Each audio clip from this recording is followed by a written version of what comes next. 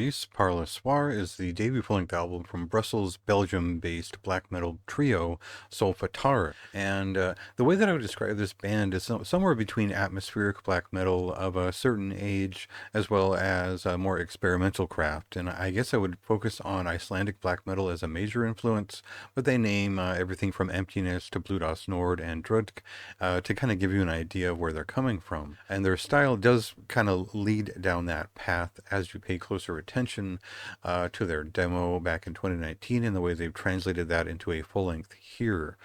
Their style is very dramatic. It is driven by existential dread. That is the main subject of this work. The main interest here is probably the guitar work, the flow of things, and the way that they move what could typically be a salad of riff and rhythm and make it into their own darkly channeled way of expressing themselves. And I think the closest comparison I would make up front is probably a band like Forsman, an Icelandic band that is probably a little bit lesser known that had a minor release back in 2021. It's a combination of new and old ideas and maybe that next generation beyond the Icelandic black metal that you know best. So we'll get an example of their sound right here, and then I'll talk more about what made this album interesting enough to talk about.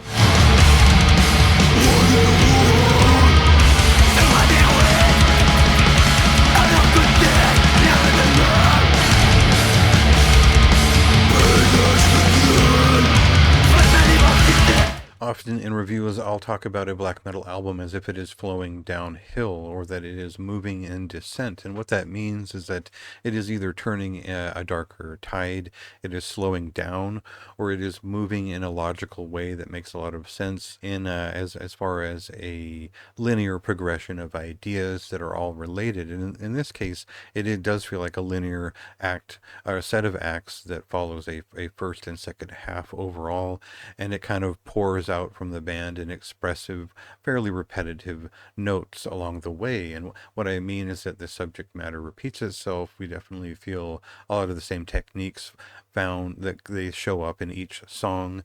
And as these ideas accumulate, we get a stronger and stronger sense for what the band sounds like. Now, this is an underground black metal record that is ambitious and impressive in its musicianship. It is well spoken. It is very poetic down to the last punctuation mark. It is an impressive work from these very aspirational musicians, and I was appreciated that at every turn. These folks really know how to sell an idea, and with a lot of flair, I guess is the way I would put it.